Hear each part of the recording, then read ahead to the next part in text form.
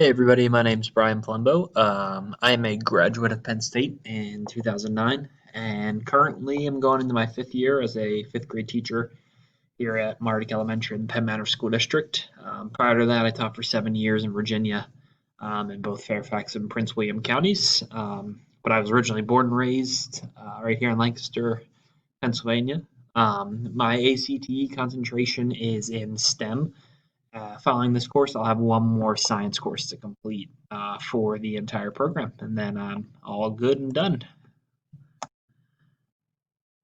So, in terms of question one about Mills and Spencer outlining the action research process, I really feel like the one I'm going to have the most difficulty with this year is identifying an area of focus.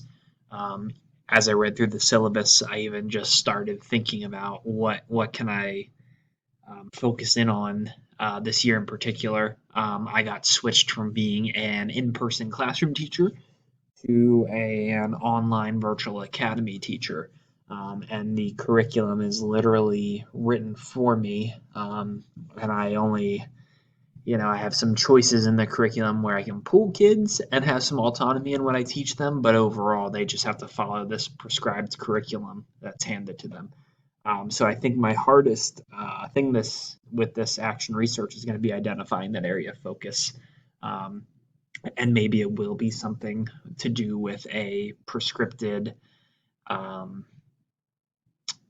curriculum versus a homegrown curriculum by a teacher. So we'll see where that leads me.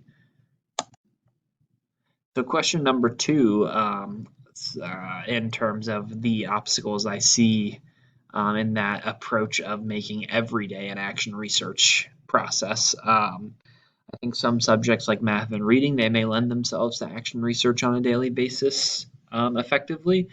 But thinking about like science and social studies, where you may be doing some ongoing projects, and that was your lesson for the day, I was having trouble seeing how that would fit into an action research format. I think collecting data on a daily basis may also get a little tiring for the students. I know there's tons of ways that we can collect data, but overall, I think the kids will catch on that they're being surveyed or tallied or asked to answer an exit slip every single day in some way, shape, or form for us to collect the data, and that might get a little tiring. Um, the text said about affecting lessons for the next day. Um, if you're changing up your lessons every single day for the following day based off of action research, I think that's going to have an overall impact on our pacing, which is already pretty tight for the most part. I would think as opposed to impacting a lesson, it would probably more or less impact our interventions and extensions that we do in our classrooms, not the overall lesson for the next day, unless your data is really telling you you need to change course. I think the biggest thing too is we might lose sight of our students as being our kids, as our students and being people, and we might start treating them more like data points if we are so focused on action research all the time. Um, so, in terms of the third question, with the stories from the field, I felt like I resonated more with the teacher from Lowell, Massachusetts. The big reason was my first 6 years of teaching, I was in a school where there was a very high percentage of ESOL and poverty stricken students. And developing those language skills was kind of more important than most other things, just teaching them how to speak English.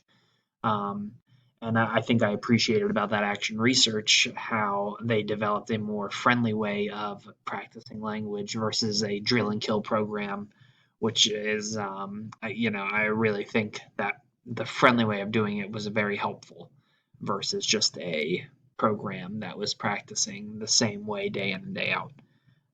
It also reminded me a little bit of what was called my professional growth plan while I was out in Virginia. One year, um, I did surveys with kids to monitor engagement in certain activities and gave them a voice where I was able to pull from that some data with what practices were keeping them engaged and what wasn't. So that's also why I feel like that first Lowell, Massachusetts example resonated with me. So I look forward to hearing some of the other presentations and seeing what you guys were thinking as well.